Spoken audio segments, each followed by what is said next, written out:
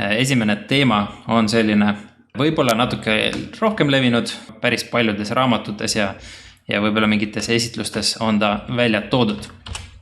Ehk siis selline mõte, et üks unts kulda on väärt umbes sama palju kui üks kvaliteetne ülikond. Et ma olen seda ideed päris palju kuulnud ja siis mis selle idee mõte on see, et ühe untsi kulla eest saab kvaliteetse ülikonnad täna ja sai ka umbes 100 aastat tagasi. Ja see mõte on siis see, et kuld säilitab oma väärtust ja siis kaitseb sind kriiside korral kaotuste vastu.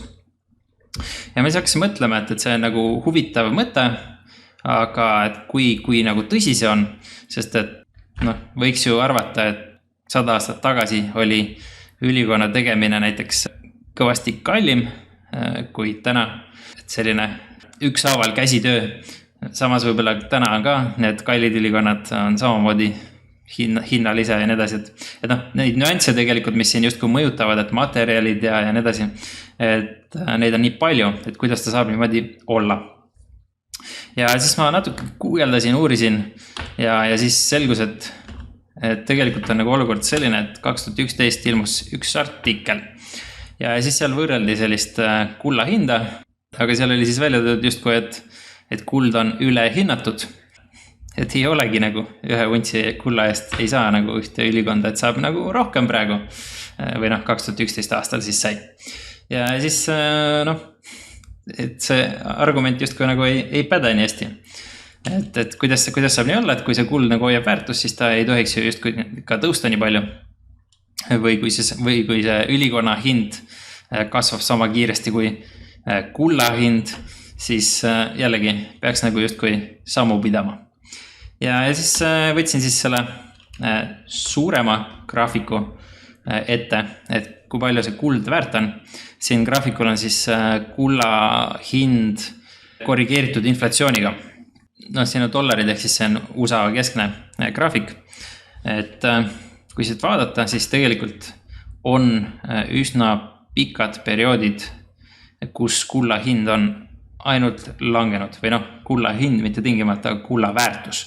Ehk siis selle sama kulla eest, mis siin näiteks, siin peaks olema 1934, et kui sa siit ostsid kulda, siis järgmised, mis iganes 36 aastat kulla hind või kulla väärtus langes. Ehk siis kui just ülikondade hind täpselt samamoodi ei langenud, siis see üks ühele suhe, ma kahtlen, et kehtis. Siis jällegi ühel hetkel see kulla väärtus tõusis, siin oli mingi korralik buum selles osas ja siis jällegi kukkus kolinal alla. Et kui see siit, see peaks siis olema 1980, et kui see siit 1980 aasta kandis oma raha kulda panid, siis sa ei ole siiamaani jõudnud kohta, kus kuld oleks väärt sama palju kui sel hetkel, kui sa ostsid. Ehk siis teisisõnu see äge lugu, mida räägitakse, et kuld ei kaota kunagi väärtust ja nii edasi, siis ei maksa päris üks ühele seda niimoodi võtta. Teine nüanss, mis ma vaatasin, oli see, et need hallid alad siin, et kõik need hallid alad on sellised majanduslangused, kriisid ja et isegi nende aegadel on kulla väärtus langenud. Ehk siis viimastel aastatel või viimaste krahhide ajal siin. Et kunagi ammu siin tõusis, et kui siin oli krahh, siis ta tõusis, kui siin oli krahh, siis kulla väärtus tõusis. Siin vist on ka tõusnud, need osad siin on nii väiksed siit sarugi, aga siin on nagu selgelt näha tugev langus. Siin on samamoodi selle pisikese aja jooksul siin, mis langes 2007 kriis, siin ta samamoodi kukkus kolinal alla, siis hakkas taastuma. Et tegelikult nagu ei ole sellist üks ühele mustrit või vähemalt mina ei näe siit sellist asja. Nüüd see nagu argument või see jutt justkui ei paista nagu tõsi olevat. Ja siis kui üldistada, siis selle graafiku pealt niimoodi kirvega lüües võiks öelda, et enamus ajast ehk üle poole aastatest on kuld pigem langenud. Ehk viimase 100 aasta jooksul. Et kui siit natuke pikem periood võtta, vaatasin 200 aastast graafikut ka, siis oli umbes sarnane, et tegelikult on väga pikkasid perioode, millal kulla hind on langenud. Ehk siis lühikokkuvõte selle kirvega löömise kohta, et kui kulla hinda inflatsiooni korrigeerida, siis kuld ei tundu just väga usaldusväärne väärtus säilitaja, sest et langeb päris korralikult. muidugi ma ei tea, et võib-olla see idee oli selles, et ta langeb vähem kui teised asjad. Ma ei ole kõiki teisi varasid siia kõrvale saanud panna, eks. Et äkki ta selles mõttes mingil määral töötab. Aga jällegi, ma kahtlen, et see ülikond täpselt samas tempos langeb. Kulla väärtus võib langeda aastakümneid järjest. Ehk siis see on veel eriti asi, mida tasub tähele panna siis, kui hakatakse sulle kulda müüma. Ehk siis keegi tuleb jälle selle looga, et kulla väärtus ainult tõuseb või säilib, siis tavaliselt on see hetk, kus kulla hind on tõusnud hästi palju, ehk siis sa ostad tegelikult sellest tipust ja mis tähendab seda, et järgmised paarkümmend aastat võib vabalt see kulla väärtus ainult langeda. Vähemalt ajalooliselt on nii juhtunud. Siis kulla väärtus on langenud ka korduvalt kriiside sõdade ajal, ehk siis kui on eesmärk seda teha, siis või nii-öelda oma raha selliste kriisiolukordade puhuks säilitada kullas, siis ei pruugi alati õnnestuda. Jah, siin on tegelikult see eelis, et kulda sa saad justkui kaasa võtta ja ära minna. Et samal ajal aktsiaid võib-olla ei saa maha müüa, kui need on siin Eestis kuskil ja Eestis midagi juhtub. Või need firmad on siin Eestis. Et jah, selles mõttes ta võib võrrelda sellegi teiste varadega säilitada mingit väärtust paremini. Aga jällegi, et ei ole sellist üks ühele suhet, vähemalt ma ei näinud.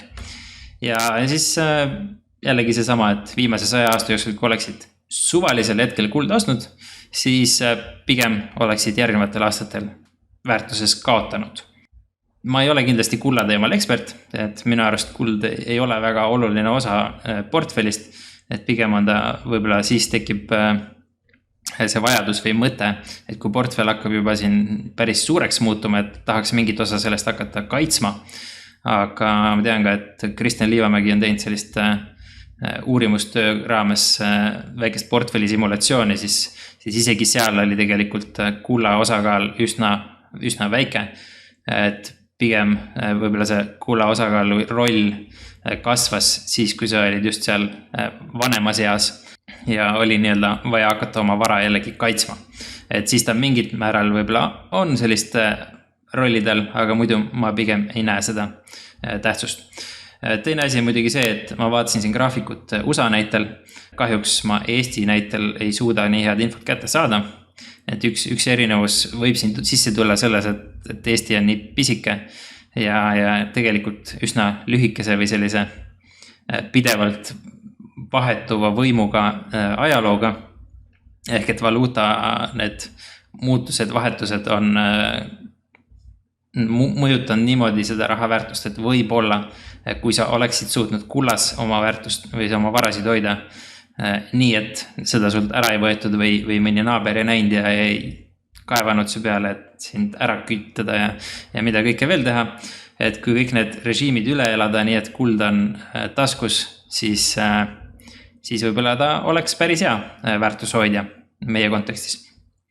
Aga jah, kui tulla tagasi siis selle esimese väite juurde, et üks unts kulda võrdub üks kvaliteetne ülikond, siis vähemalt selle info põhjal, mis ma olen näinud, see idee väga ei päde.